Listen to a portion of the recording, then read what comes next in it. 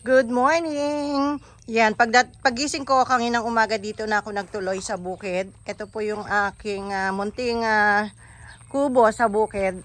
Dito po yung mga RS na ginagrab ko. Ayan, nakakaisa na ako. 7:30 na yata ng umaga. Nakakaisa pa lang ako. Kasi may kapitbahay na nagpunta na kwento ko. Ito yung pangalawang ginagawa ko. Bali, grafted bella to. And then yung pangalawa, grafted bella din. And then yung pangatlo at pang-apat, gagawin ko naman ay Sakura Belacan, frozen Sakura, at saka sapphire. Ayan, yung combination para dun sa dalawang medyo mataas na RS na to. Ayan. Okay, pakita ko naman sa inyo ngayon yung aking pink patch na maganda ang RS. Ayan. Nagagandahan ako sa RS dahil naka-ano siya. Ano tawag doon? Ayan, pag-ganon siya, naka-pa-arc.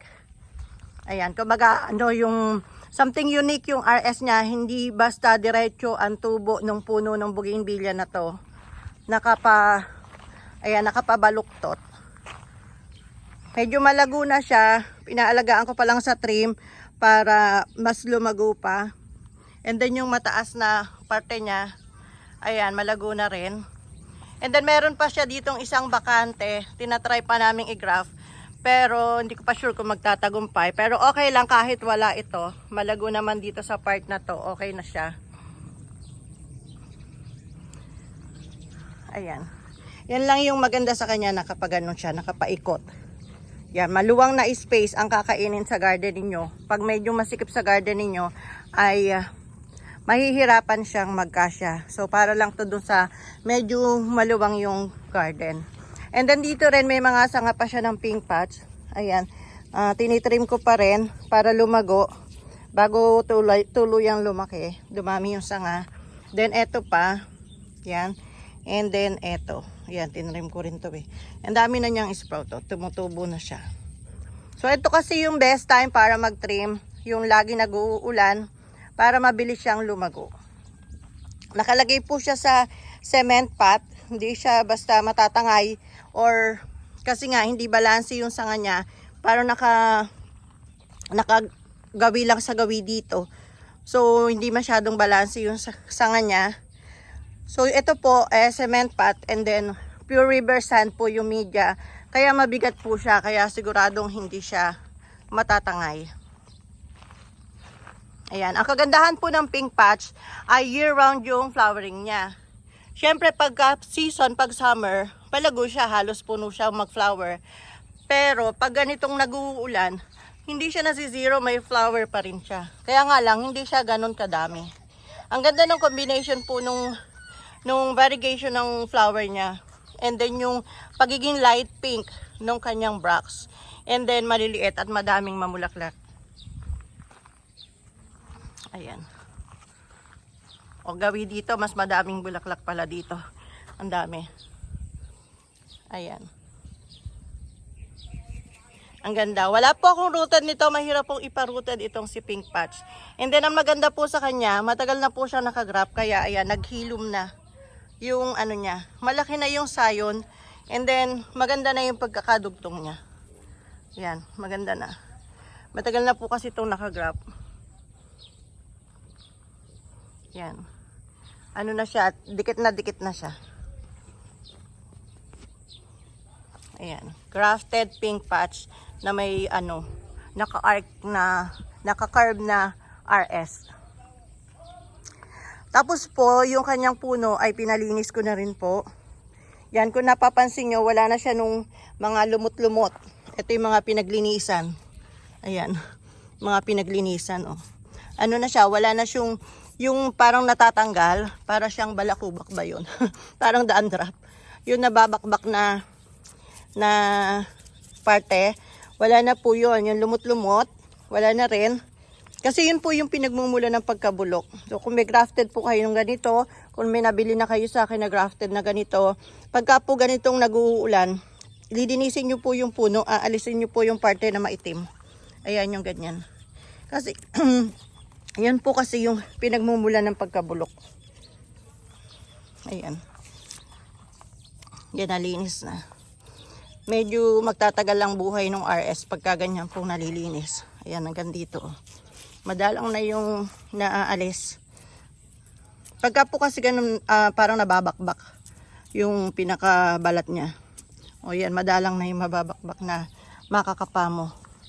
Ayan, nalinisan na siya. Hanggang dito. Nalinisan na siya. Yan po yung ibang, yung dalawang, alos tatlo yung gardener ko na lalaki na ang trabaho nila, maglinis ng puno ng bougainvillea. Nakakatuwa pero totoo kasi madami tayong grafted dito. Lalo na yung mga giant natin, pinapalinisan natin ang puno. So ang trabaho nila, maglinis ng puno ng bougainvillea. Yan, meron pang natitira pala. Yung nababakbak na ganyan, inaalis po. Yan. Okay lang na ganito. Ito yung matigas na part ng puno niya.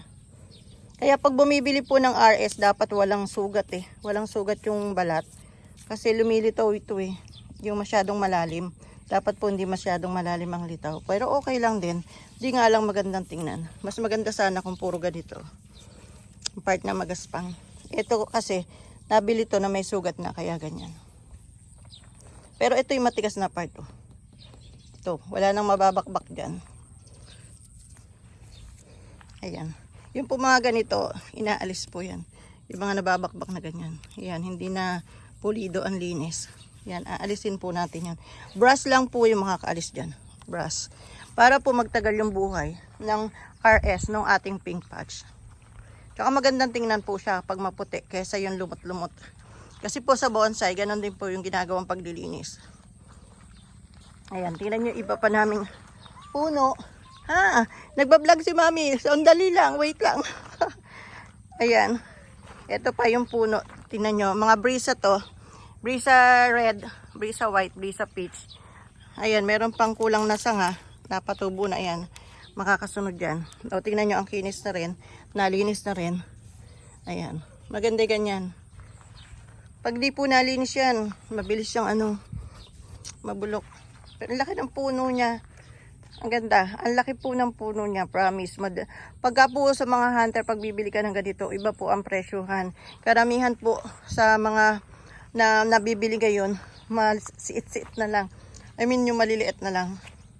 Mahirap nang bumili ng ganito kasi mahal na nilang binibenta. Ayan. Ito lumabas na yung pinakamatigas niyang part. Naalis na yung mga balat-balat. So, ganyan po, nililinisan namin yung mga puno. Ayan, eto. Ayan, kita nyo, maputi na rin. Then, eto yung ginagawa nila kahapon, di pa yari. Ito pa, nakakalat pa yung timba. Di pa yaring i-brush. And then, eto. Ayan, medyo maputi na yung puno, pero bandang taas, di pa sila yari. Ayan. So, ganyan po. Ito yung sinasabi ko niya sa inyong siit-siit. Maliliit yung mga sanga. Ayan, ganyan po karaniwan. Makabili ka man ng mataas, maliliit na lang yung mga sanga. So, ayan. Marami pa po kaming dito, trabaho. Ayan, maraming trabaho. Maraming dapat i-graph. Then, may mga nakagraph na sabi ko nga sa inyo, doon sa last vlog natin, hindi lahat nabubuhay. Kukunti yung nabubuhay nung mag-init, nung mag-summer. Sobrang init po kasi. So, malalaman natin ngayon magtag-ulan. Ayan, lahat ng mga nakabalot na papel na nakikita nyo ay mga bagong gawa. Ayan, ang dami. Bukod pa po ito doon sa mga nasa greenhouse natin. Ayan, may mga buhay na yung iba. Ayan yung iba, ayan. Buhay na to. So yung iba wala pa. Ayan, ito yung mga repair na lang to. Buhay na may mga bakanting sanga. So inulit. Ganyan po ang buhay dito sa garden, hindi po nauubos ang trabaho kung masipag ka. Pero kung tamad ka, walang magagawa, walang trabaho. Yan, basta masipag ka, hindi ka mawawala ng trabaho. Ito po yung mga forest kong ginawa na di pa sila nagagraph. Pagka po gagraph yan, ibababa ko pa putol, mataas pa po yan eh. Ibababa po ang putol para mas maganda pong tingnan.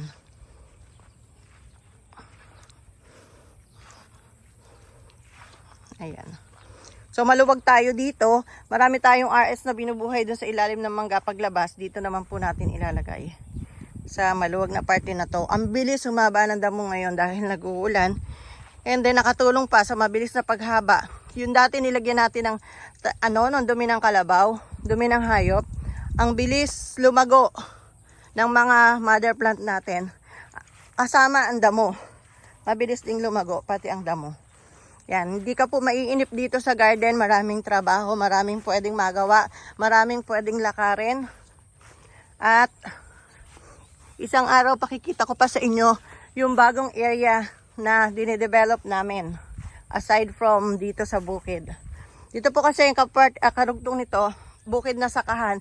Hindi ko na po siya pwedeng tambakan at gawing garden kasi sayang po. Mahal ang palay ngayon.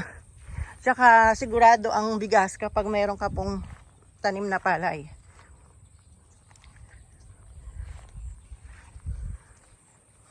Ayan.